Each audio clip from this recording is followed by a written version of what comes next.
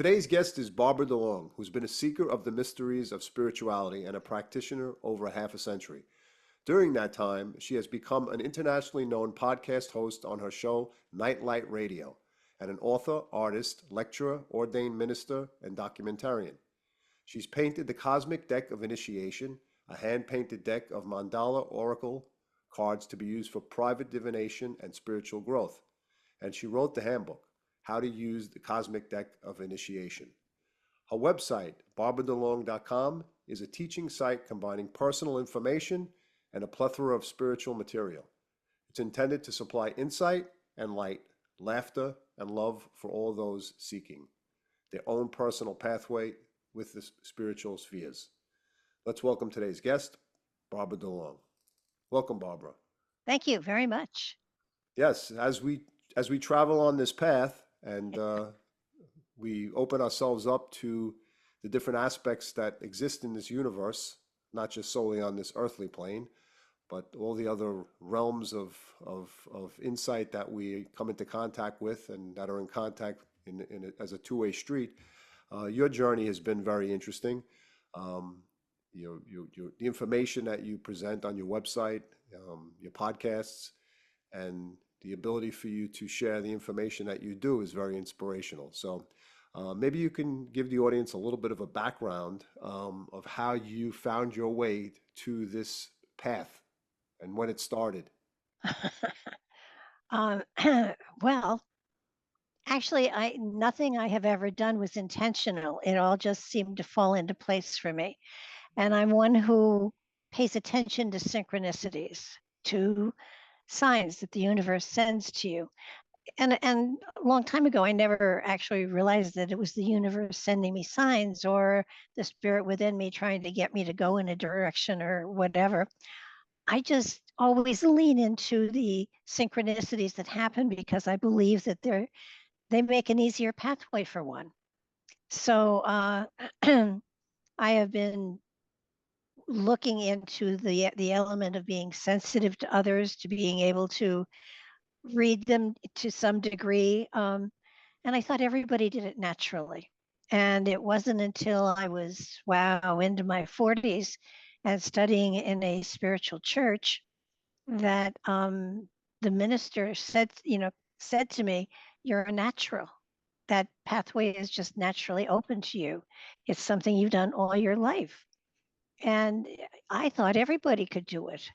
So I didn't feel different. I just, figured everyone could do it. And when I was touring with the Cosmic Deck, when it came out in the 90s, um, I would do meditations before I did readings the next day. And I told one store owner, "Look, I will give everybody a message. It's no big deal, but don't advertise it because I don't want to be here till 3 a.m. So she advertised it, and I was there until 3 a.m. And I was standing in a group of 100 people, giving everybody messages. And afterwards, a lot of the psychics that worked out of that store were there, and they said, "Aren't you exhausted?" And I said, "How can you be exhausted when you're channeling spirit?" "No, I need to get a greasy hamburger or something to pull me down off the ceiling." And they just looked at me, and I said, "Don't you get that same kind of high?" And they just looked at me like, "No, it's exhausting." And I said, "But you're using physical energy. You don't have to. Use spiritual energy. It flows through you. It clears out the channels. It makes it easy. You don't have to think. If you're thinking, you're holding yourself in the physical realm. If you're channeling, you're letting spirit flow through you, and you're learning along with everybody else. It's a win-win." And that's sort of what happened to me. I began to utilize what is natural for everyone, but most people think it's hard, and it's not. You stop trying to analyze and you allow the spirit to give you the information. Now I'm 80 years old, so I've been doing this for a very long time. And it never occurred to me when I was younger that this was going to be hard. And frankly, to be honest with you, when I started to study in the spiritualist church, um, It was a class for spiritual development, and part of the class was we sat in darkness for half an hour, and everybody gave messages to everybody else. And after about the third week, I got very bored sitting and listening to everybody else chatter in the dark. So I started to make stuff up. And every time I gave a message, they said, "Yeah, that's dead on." And at one point, the minister said, "Well, Wow. the class is going to do an evening in church," and he gave everybody a part for the service. And I felt, I'm the newbie. I'm going to get off easy on this. And he didn't give me anything. As I was leaving, he said, "Oh, by the way, Barbara, you're doing the platform mediumship." And I walked back to him and I said, "Yeah, I know you're psychic, so you must know I'm faking." And he said, "No, you have to know you're not." And I said, No, I'm faking this."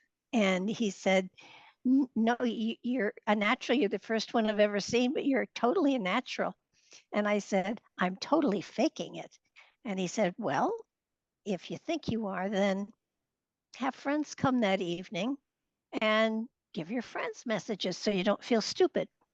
So I had 5 friends. I gave them each $20 and I said, "Come to the thing and then we'll go out and we'll have dinner afterwards." And so I sat there very confidently while everybody else stumbled through the service. And came time for the mediumship, and he called me up to the platform, and I stood and looked out at, I don't know, about 300 people. None of my friends were there. They they had started drinking before me. And I thought, all right, I've made a fool of myself in front of bigger groups, I'm sure. So I picked people and I gave them messages. And after about 15, 20 minutes, he cleared his throat and I thanked them and I sat down and I looked at him and I said, "I hope you're happy." And he said, "Very happy." And afterwards, people came up and asked me if I did readings. And I said, "No, I don't do readings." And, it took him 7 years to convince me that apparently I have a gift. Yeah. And I think it's a gift everybody has, though. I don't think I'm special. I just am lucky. And, I have been able to utilize that gift to help, gosh, thousands, hundreds of thousands of people. I don't know. I lost count after a while, but it's everybody has the ability, everybody has the talent. We all have a seed of the spirit within us, and Right. that links us to the source of all creation. So we have access to total cosmic awareness. Right. And if we draw on it, it's kind of like, how when water dribbles down and it kind of seeks its whatever, and it eventually will form a stream, and then it'll form a river, and then it'll form a larger river, and then it goes to the ocean. Well, that's what utilizing this energy is. The more you use it, the better you get at it. And so I've used it a lot. Yeah. When Nightlight started, I was doing free readings because I thought, there are people out there that can't afford to get a reading, that can't afford to go to a psychic fair or anything like that. So why don't I just put it out there and do it for free? And it was a noble gesture. It took me 5 years to realize that I had created a huge following of codependent people who weren't paying attention to a thing I was saying, but got their moments on the radio, which thrilled them. Yeah. So I stopped doing free readings. I didn't know they were still free. I went into, I'll give you what spirit gives me, because lots of times what you think you need to hear, you don't need to hear. It's just something you want to hear. So I'm going to give you what spirit says you need to hear. Right. And then after a while, that got old. And so then I started in with doing what I called rapid fire readings, where a person's not allowed to talk. I will give them 12 months of what I see coming for them in about 5 minutes. And then if they have a question about anything I've said, I will answer it. And that worked for a while. But then they started to figure out ways to get around that. So then I decided that maybe my calling was different. And while I was doing well with utilizing that skill, I was ignoring other aspects of myself. And then I realized that while I have 2 master's degrees in teaching, I had stopped really learning. So then I decided that I would make Nightlight an interview show. So at first I started out and I would find authors that I was intrigued with, talk them into doing an interview on the show. I would read their book and then I would talk to them about their book. And almost 1,000 shows later, I called that Nightlight now my PhD program, because I get tutored by men who don't do tutoring for 2 hours at least, sometimes more. And I get to ask my questions after having read their book. And I have read over 1,000 books so far. Wow. And I learn something every time. And it's an amazing experience. Yeah. Now, I don't know where we'll go from there, but Yeah. Well, my basic, not my basic, in speaking to so many people who've gone the route of opening up intuitively, as you speak, many people have this gift. We naturally have the potential to open our third eye and be claircognizant, and other types of clairs. But in terms of your life specifically, was there a specific trauma that took place that opened you up more than prior to having the natural gift that you speak about? um, wouldn't call it a trauma. I was in college in the 60s. God, that really dates me, doesn't it? Um, and it was my senior year. And in the 60s, they locked the girls up at 11 o'clock because, of course, you can't get into any trouble before 11 o'clock. And it's just thinking back on that is so ridiculous. And we didn't have a TV in our room or anything like that. We had radios. And it was, I think it was 5 minutes to 11 o'clock. And there was a flash on the news and it said that this was when UFOs had started to be, come very, very common. And J. Allen Hynek was involved. And they said that, a UFO has been spotted over the University of Eastern Michigan's campus. Um, and the police are going and all the traffic to all of the airports, the 3 airports in the area, has been shut down. And of course then we rushed to the window and we could hear sirens coming. And between my dorm and the football field there was a building, and we could hear the radios because their windows were open and their sirens were going. And best way to sneak up on a UFO, by the way, is to have sirens blaring and lights flashing. Does make one wonder. And we heard on the radio them saying we're going to turn on the stadium lights to see it. We could see the glow in the sky as the stadium lights went on. And as the stadium lights went on, this disc rose up. And once it cleared the building that was between us, we could see the disc, and it swooped over my dorm. It blacked out the entire sky. So it was very, very low. I have often said, it's hackneyed now, but I'll repeat it, that if it had had a VIN number, I could have read it. People were screaming, people were running, people were hiding under beds. Why, I don't know. But, they were terrified. I was standing there with my mouth open saying, wow, this is so cool. The person standing right next to me did not see it, but I did.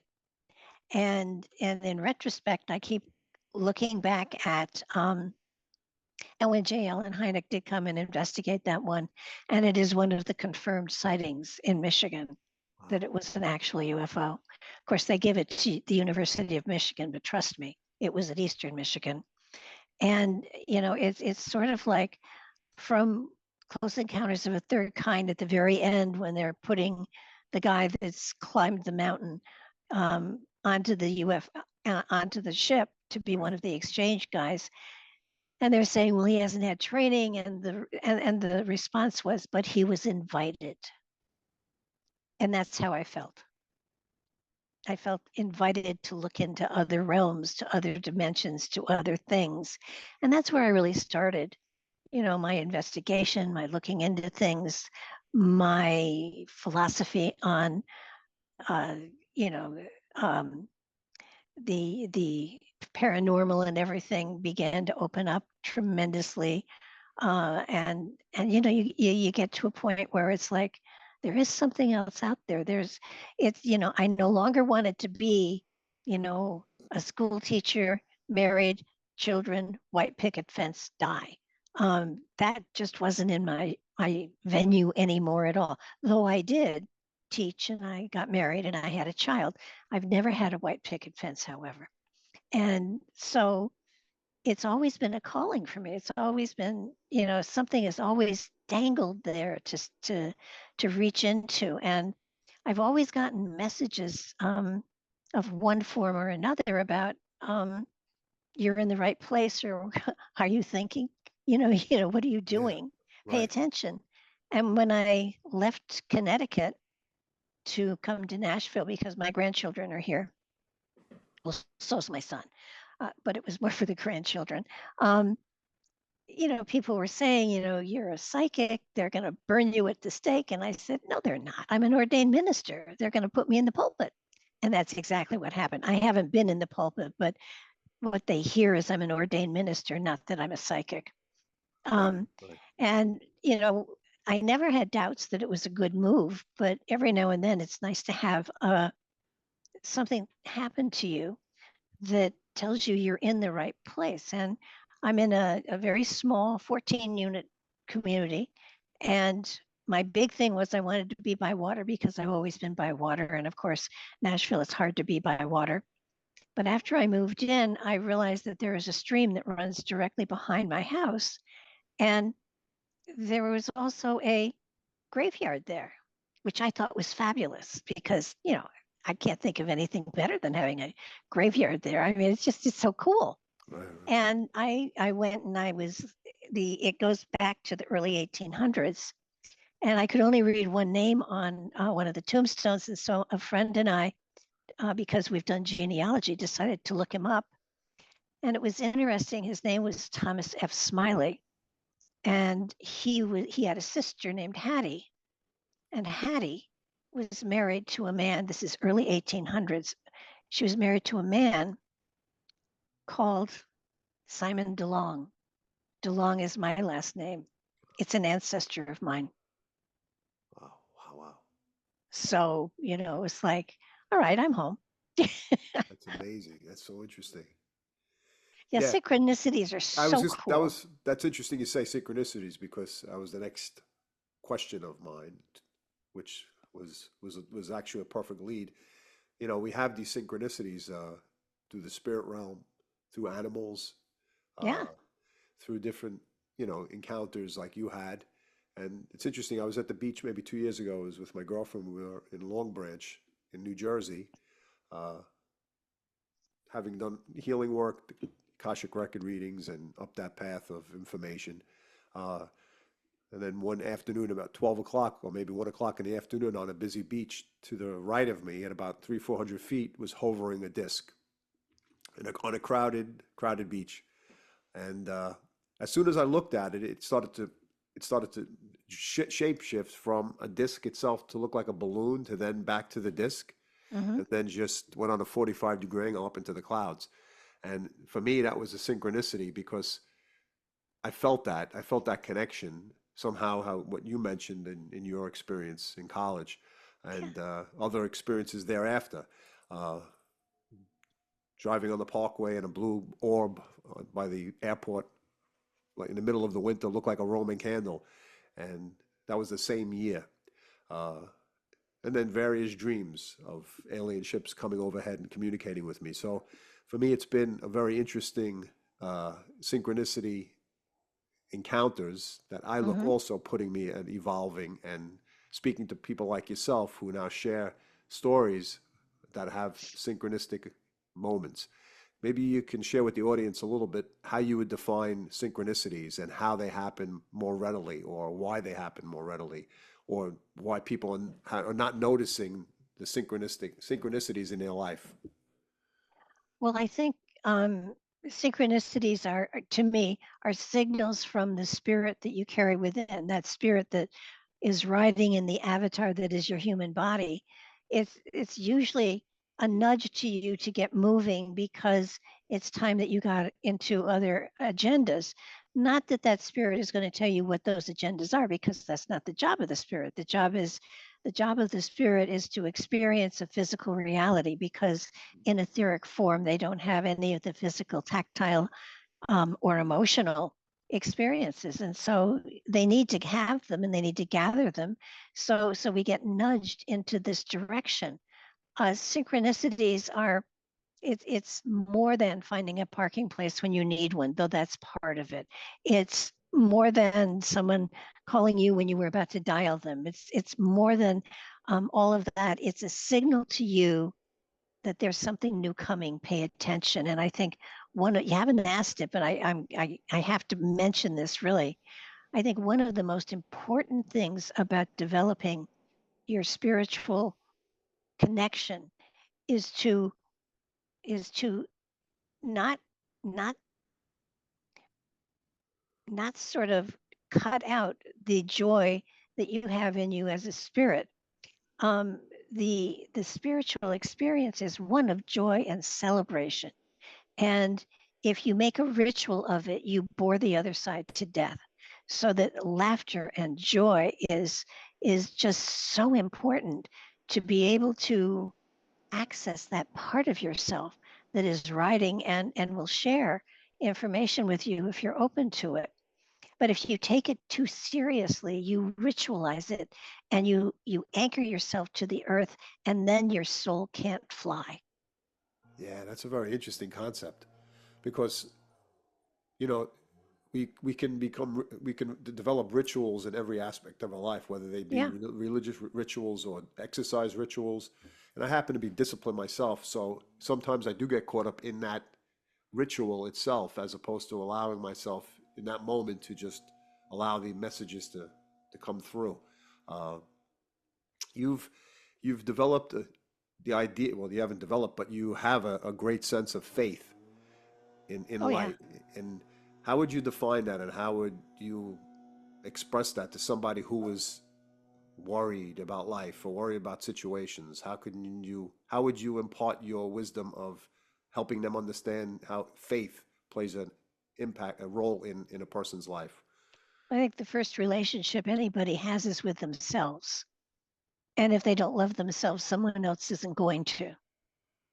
So it's a matter of taking a look at yourself, how you are treating other people, how you are, working in your life. I have found that I do believe the other side has a great sense of humor. I mean, it's and when somebody gets a lesson over and over and over again, I had one woman that said, "Look, I've had this lesson so many times. Don't they understand? I've learned it."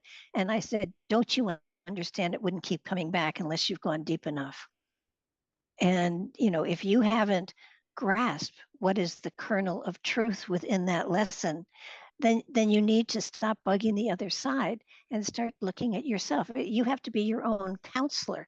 You have to take a look and say, why is this lesson coming back? What have I not learned? And I said, if you're sitting on some sort of pedestal thinking you're better than everyone else, I would get a parachute, because you're about to fall off, because that's not the purpose of any of this.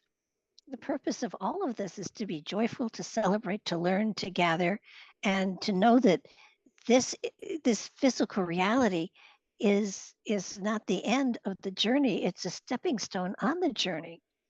Death is not the end. It's the beginning of a new beginning. So it's to me, it's I am terribly irreverent.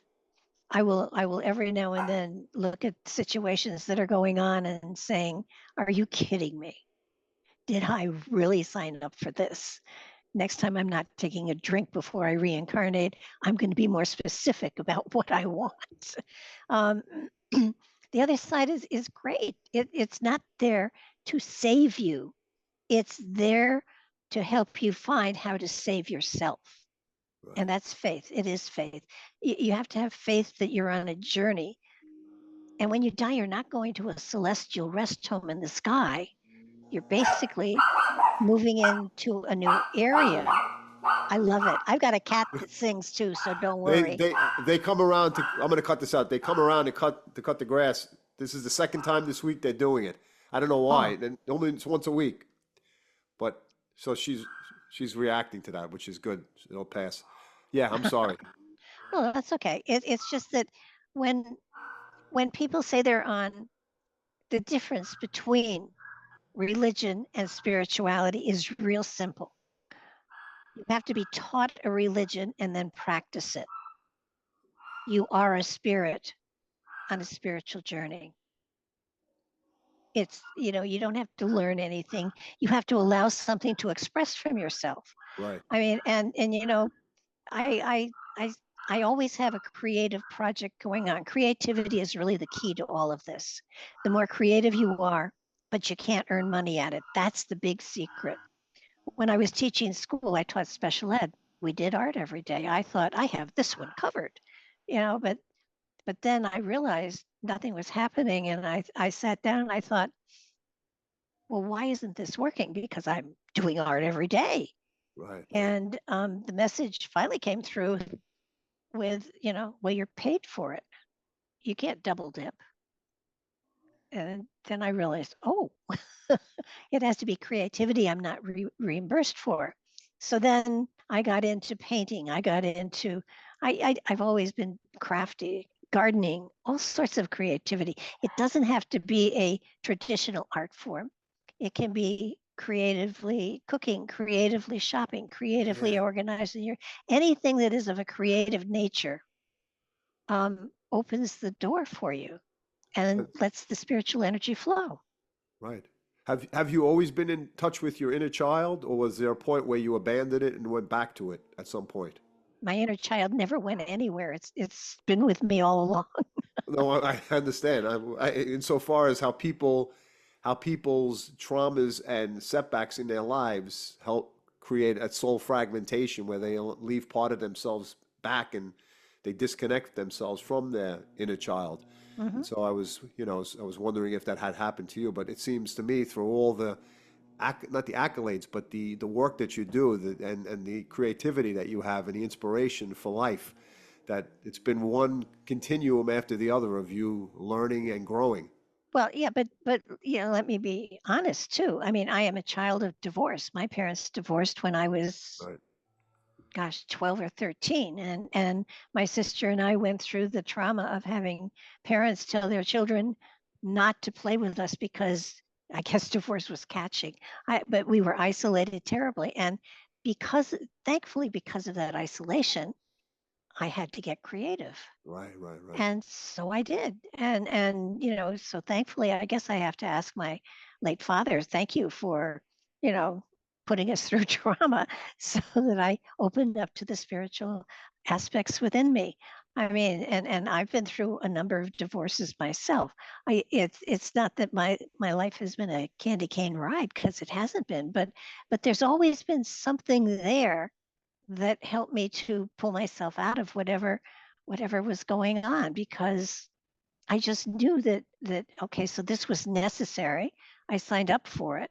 So let's find positive things in it. And while we're doing that, let's celebrate. Let's have fun with being creative, with being loving. I mean, I one of the things that I love to do is when I go grocery shopping, I look for people that are all by themselves and pushing a cart, and smile at them and give them a compliment, and you can feel the warmth just absolutely ooze out of them because you said something they never expected to come at them in the grocery store, and it's so cool Yeah, because it makes their day and it makes my day. So, it's I mean, I had a cat that passed away, and they sent me that rainbow bridge, and I had a post office box at the time, and when I opened the fifth rainbow bridge card, I started to cry, and somebody asked me why, and I told them, and then everybody was crying, and so they didn't let me open my mail in the mailbox place anymore because I got everyone crying. yeah, But I also got them all singing Christmas carols at one point because they had no music going on, And I said, isn't it a shame there are no Christmas carols being played? And I said, what's the matter? Is your machine broken? And she said, yes. And I said, well, that really sucks. And man behind me started to sing, and I started to sing. And I must say, I have no voice for singing, but we had the whole post office singing Christmas carols, a joyful experience that cost nothing. Yeah, interesting. You said you were a special ed teacher. I was a phys ed teacher for Ah, 31 and a half years in Brooklyn, New York. Uh, for me, it was middle school, 11 to 13, and I received that, I guess I would say, downloads of information mm-hmm. that was more of a soulful purpose as opposed to a life purpose. Uh, I'd receive that information and give my my interpretation of not interpretation. I'd give them a download of information that was I received and pass it on to I guess the students who needed that. And I guess it encompassed the whole class in some capacity because Oh, yeah. the ringleader of the class, would be the one that would control or try to control the other kids in the group. And when I got to that person, it worked best. Um, and I know you were a special ed teacher. How would how would you describe the our life purpose as opposed to our soul's purpose? Well, first of all, I taught 25 years in New Rochelle, special ed. Um, life purpose has to do with just this one particular time frame. It's what we choose to do to earn money, to keep a roof over our head, to keep food on our table and clothes on our back. And that's what our life purpose is. That's what we have chosen as a profession. Right. Soul purpose is completely different. The soul is here to experience emotionalities and physicality. And so it isn't just a one style, it isn't once and done. It's a continuous pattern of digging deeper and deeper and deeper into understanding emotions and the physicality. And it's experiences, not wisdom. It's not earning a paycheck for sure.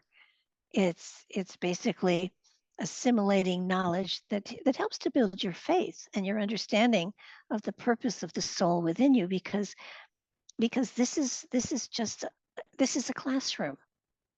And it's sometimes you're in the same classroom thousands of times working on different things, and then you will at transition time you will possibly go into another dimension for another element of what you're gathering. But it's a school, and it can be joyful or it can be miserable or it can be painful. It's your choice. It really is. Yeah, yeah. I uh, I find it interesting. We talk about the professions that we choose in this reincarnation and the experiences that they lend themselves to. And so for myself, and I guess for yourself as well as a teacher, it's imparting your own experiences in a certain way to a group of people. Um, and as I look back at my life in one aspect of it and where that life's purpose became somewhat of my soul's purpose was when I was experiencing past life memories at work. Mhm. And when I had that experience, it had then taken me down the rabbit hole of understanding that I'm more than just this phys ed teacher, and that what I was imparting upon the students was a deeper insight that went beyond the classroom. Um, and so, as I looked at those past lives, and I started doing more interviews on people with reincarnation, near-death experiences, I came to that understanding that we're carrying an energetic imprint throughout our lives of other lives themselves. Mhm. Are you in touch with any specific past lives that you were feeling in this life, or there are remnants of things that you've worked on that have carried over? Well, I think there have to have been, because I'm not a poet, and yet I've published a book of poetry that came through when I was reading other people. And I'm not an artist, but I painted a deck of cards. Um, and if you're way of saying you're a successful artist is you've sold work. I've sold over 500 paintings that are all over the world, but I have never considered myself an artist, ever. Um, and once the cards were painted, I stopped painting. I mean, I still have my paints and I still want to paint flowers, but the purpose for pulling on that gift were obviously the creation of the cosmic deck of initiation. And so, it's sort of like I find that I have skills now and then. Gardening is one. If I plant something, I will guarantee you it will rain that day, the next day. I promise you it will. It just happens. So you look at where you have gifts, you know, is it a useful gift? Not particularly, but Well, but it is a gift, and it's not something that was developed this lifetime. It's something that is just there. And um, I have found that a talent or a gift presents itself when it's most needed. So, when I talk to a spirit, usually it's because somebody needs to hear something. I'm not like what is it, the New York psychic who goes into the deli and gives. I don't do that. Teresa. But Teresa, Teresa. yeah.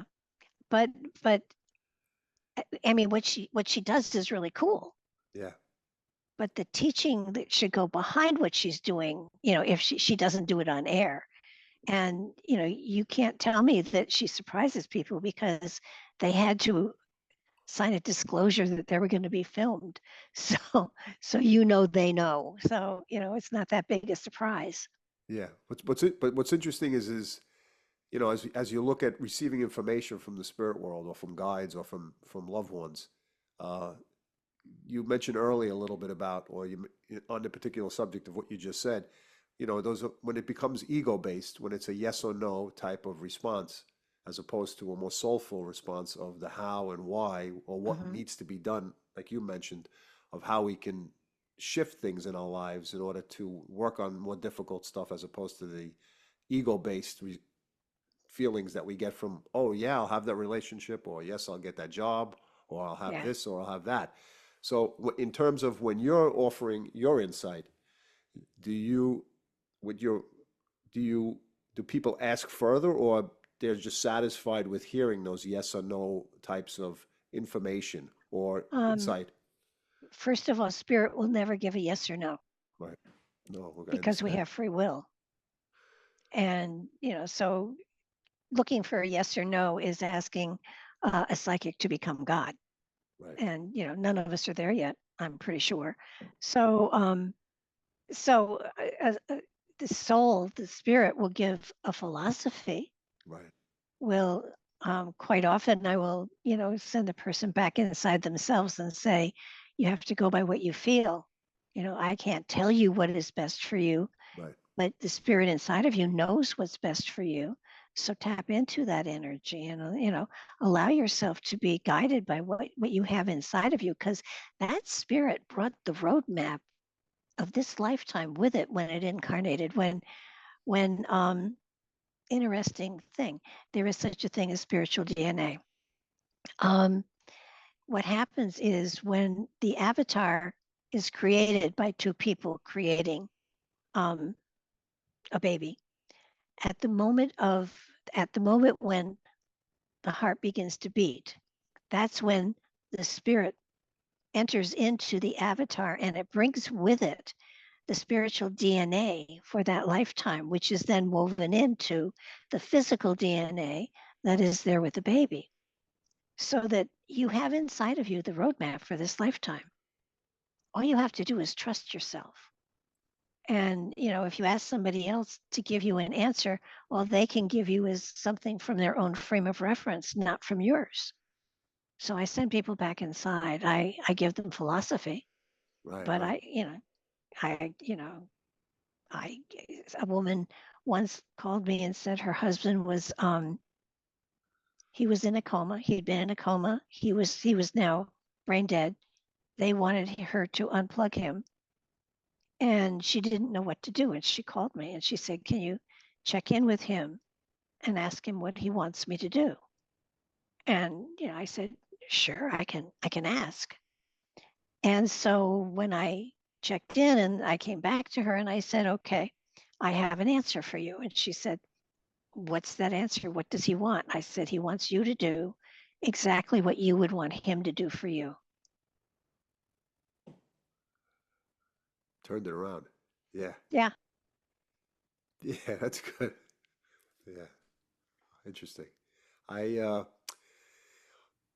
you've made some, or I guess every year, or I'm not too sure. You can define that and clarify that, but you make a cosmic forecast for each year, and for this year, for 2024, you've come up with some thoughts and energies of what you've received.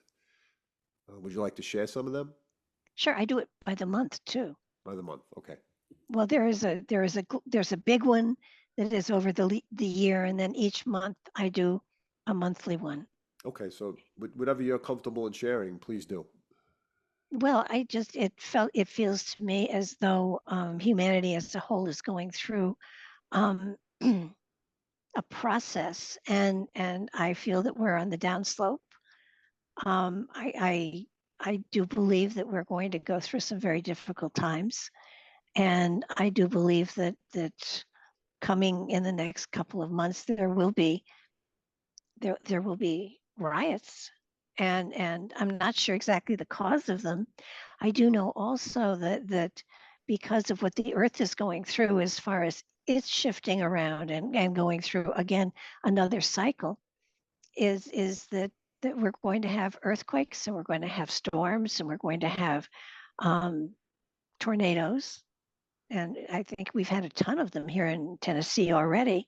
And you know, I love hurricanes and nor'easters, but I experience them on the coast. So inland is not quite so much fun.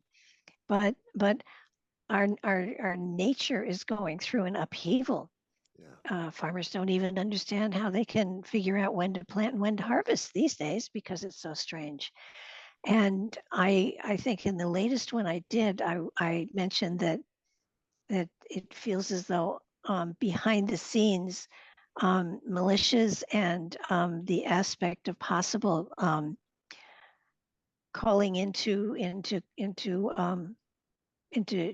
action um, is going to happen within the military. That the military is going to be activated within this country, which is against the law, but it's going to happen. I think that and I'm not a political person, and you know, when I vote for the person, not the party. So I don't adhere to a party, but I do feel that the element of our political system is definitely in question, and it feels and it goes along with Sylvia Brown as well that we're going to have to reorganize the government or the country will fall. Yeah. Interesting. Yeah. Okay. So that's yeah. It's interesting because years ago I had a dream of military trucks being sitting in the back of a military truck with destruction in the background, Oh yeah, buildings falling, I and saw. I told somebody that I kept seeing riots and I couldn't explain what they were or how they were happening, but they seemed very destructive. And every time there was a breakout of disharmony someplace, she said, "Is this what you're seeing?" And I said, "No, no, I'm seeing the military involved. I'm seeing the military being deployed in this country." yeah, And and I don't know if it's now or if it's yet to come. I know that movie that just came out, the what did they call it? The Civil War. Um, some of the scenes from there looked very familiar to me. I'm wondering if you received anything from the Midwest, Southwest. I had a vision in a dream myself regarding that, but I don't. That was years ago as well. In the same time frame as that, I saw an alien ship coming down with white figured beings. Right. I, you know, I'm not sure any alien culture worth their salt would want to have anything to do with humanity. We're too barbaric. I don't think we'll ever be invited, at least now, invited into any sort of cosmic brotherhood out there, because the first thing we do is weaponize something. Yeah. So we have to learn to get along with each other. And, you know, and the one world order thing that people are flouting around. And there isn't a country in this earth that would go for one world order at this moment in time. It would have to be a hostile takeover. Yeah. And that's not how things are supposed to go. And eventually, I think there will be a one world order, but I think it'll be done in peace and harmony and love. And that's not today. Yeah. Yeah. Okay, maybe we'll move to another subject, such as your cosmic deck of initiation. Maybe you can describe how you came to that and the artwork that you did and the writing, and we even spoke about your Sure. app. Yeah. Yeah, my app. I'm very excited about that. Well, actually, um, when I was painting the cosmic deck, no, I was doing personal mandalas at the time, and I did psychic fairs. And after the psychic fairs, all of us would get together, and we'd have a spaghetti dinner and drink wine, and share gossip about the people we read. Very high level stuff here. And after my second glass of wine, and I don't drink, um, I started to trash the standard tarot, because at the time there was just the Rider Waite and the Aquarian deck out there. And those are the only two decks that people were using. And I said, I think it's frightening and it's awful, because when someone sits down for a reading, if the death card falls, you've lost them. They know they're going to die. Right. Has nothing to do with an aspect of their self. Not they're dead. And if it's upside down, they're probably going to die on the way home. So they just don't listen. And I trashed them a lot. And 3 or 4 of the girls got together and sat me down and said, "Now look, we make our living on this." And because I had said I could do a deck that wouldn't scare people, that anybody could use, that would be just for spiritual development, that you couldn't possibly get a bad thing out of. And they said, "Do it or shut up." So 9 months later, I kept quiet for 9 months, and I put the deck, a mock-up of the deck, down on the table, and I said, "There you go. Make it say something negative, anything." And they worked for an hour, and they handed me a bottle of wine and said, go to it. Yeah. Yeah. Can't make it be negative. It's just all spiritual. And that's how the cosmic deck got made. And it was only so that I would be able to drink. And a friend of mine who had a restaurant had a client who had somebody who came in, and they heard about the deck, and she asked if I would come and do a reading for the person, and I did. And it was one of the high echelon people for US Games. And she asked to take the deck to show it to Stuart Kaplan, who was the president, and he bought the deck and published it.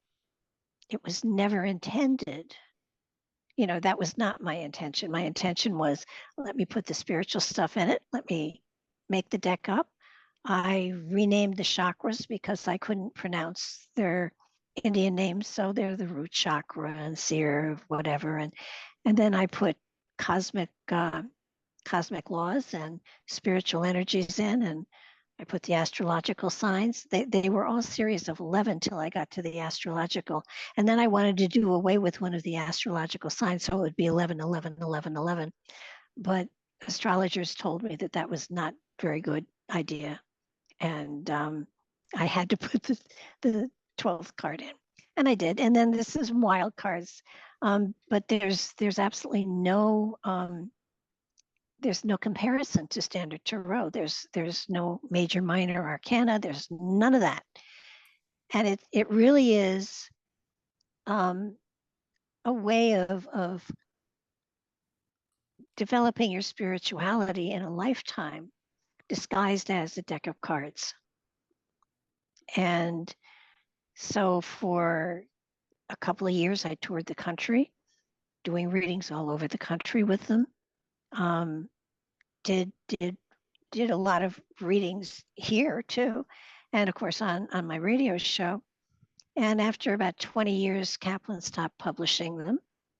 Well, he died, and then they stopped publishing them. And I got all the original artwork back, and I wanted to republish them, but it was too expensive. It was prohibitive.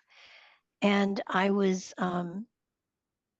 talking to one of the guys that we had on the show one night, and I said, I've always wanted to republish the deck, but it's too expensive. And he said, I'll publish them for you. So he published them for free. And then he said to me as we were almost to the end, he said, where's the handbook? I said, well, I never actually wrote it. And he said, well, you have to write it. And I said, and he said, and I'll publish it for free. Wow. And he did. Very interesting. So I thought that was so cool. It was unbelievable. And come forward a year, and I was talking again to one of the guests on my show. Something happened and we had to postpone it, but we were just sitting and talking. And I mentioned that, I always thought, the cause, and by the way, the new deck and the handbook are just great. I love them. And I said to her, I've always wanted two things. I thought that they would make great umbrellas. I mean, can you imagine sheltering yourself from the rain with, universal love or whatever? I thought that was great. And I've always thought an app would be a great idea, but it's too expensive. Because I had talked to my tech about it, and he said it'll cost between $10,000 and $15,000. And I said, well, when pigs fly, we'll revisit this. Yeah. And she said, well, there's a new site out there. It's called Deckable, and it's free. So the app is getting produced for free. That's great. It's synchronicities. Yes. It's putting something out there and trusting the universe, if it's appropriate, will make it work. Yeah, but there's a lightness within you that exudes, that you exude outside yourself. You can pick up on that. This inner faith and this knowing that you have is palpable, and I think because you're open, you're receiving continuous messages and continuous synchronicities. Oh yeah, as you speak about, which brings us to the subject of your podcast, Nightlight Radio, and maybe you can just share with the audience a little bit about what you speak about with your guests and who you have on and. Well, it started out, somebody asked me to be a guest on their blog talk show, and I thought I had to go to a studio. They said, no, on your phone. And I thought, oh, this is cool. In my pajamas without combing my hair. And so after I did their show, I said, can I come and watch you do a show? And I watched them and I thought, I can do that. And so I signed up and I started a radio show. And at first I was, it was I left my original shows up there. They go back 15 years, but the original shows were horrible. They were so bad. It was just, it was really bad. But after a while, I got comfortable with it and did readings, and then it took off. But it's really evolved as I have, and I've always said to people, if I'm doing something and having fun, I'll keep doing it. If I'm not having fun, I'm not going to do it any longer. I'll find something else. And so as it evolved, and then it got into talking to authors, and what's really very cool is, at first I had to beat the bushes and find authors about, not only that their book looked interesting, but that they would be willing to come on and talk to me for a couple of hours. And now I have people calling me all over the place wanting to be on the show. And I'm all booked until February, I think. Wow. and but I have to read the books. I think that's what they appreciate the most, the fact that I actually read the books and talk with them on this subject. And while I ask for talking points, I just have them there in case. I had one guest. I had the guest from hell, so you don't have to worry, you won't have him. But I read his book, and it was a great book. And I welcomed him on the show. I read an intro for him, and I said, "Welcome to the show." And he said, "Thank you." And I gave him an opening question that we would take off from. And he said, "Uh-huh." And I said, "Would you like to expand on that just a little?" No. I asked another question, and he said, "Uh-huh." 2 straight hours. I found I had to answer the question with the question and ask him if he agreed. Yeah, wow, wow, wow. And I got, "Uh-huh." And that was it. And so from then on, I always have to talk to the author before the show to make sure they can talk. Was that an aha moment? It was a big aha moment. Yeah. I Uh, I sweated gallons and cursed myself for not having talked to the man beforehand, because if he couldn't talk, then I wasn't going to do the show. It yeah, was of that course, easy. of course. And I've had one man who was a prima donna, and I called him and I said, "Is this a good time to chat for just a minute?" And he said, "No." And I said, "Oh, well, can you tell me when I can call you and talk to you for just a couple of minutes before the show?" And he said, "I don't have time." And I said, "Well, I really appreciate that." And I got off the phone and I wrote him and I said, "I'm finding I don't have time to do the show with you. Absolutely.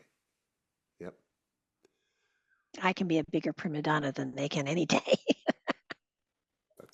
Well, you can certainly reinvent yourself, that's for sure. Yeah. Um, if anybody was interested in reaching out to you, where could they do that? The website is barbaradelong.com. It's got links to everything on it. And my email address is barbaradelong@gmail.com. So they can either contact me through the website or straight. I answer almost everything. Aha.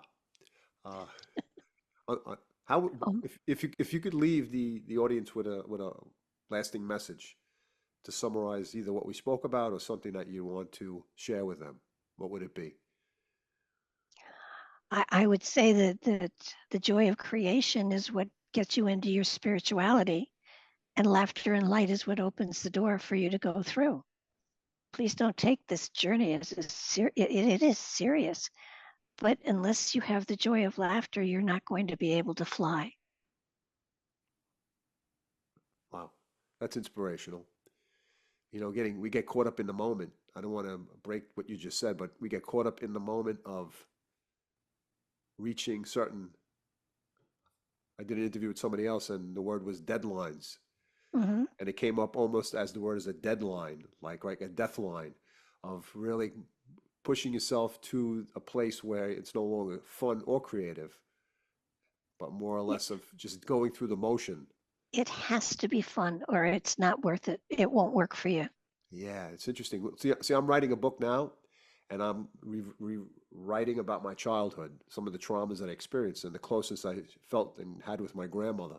And writing with my grandmother, the positive aspects I shine in writing. My creativity comes through. When Yeah. I discuss the traumatic aspects of the negative parts with my parents, it becomes concrete and But stolid. And but you had to have those to have the comparison. that's true. That's good. So they did what they were supposed to do Right. to help you on your way. Yeah, absolutely. That's it. That I understand. In terms of writing it and expressing it through the creativity parts, it becomes more difficult and more concrete. But Could it be that your ego is the one doing the writing at that time instead yes, of your spirit? absolutely. Because I'm protecting myself. Yeah. Yeah. Okay, that's good advice.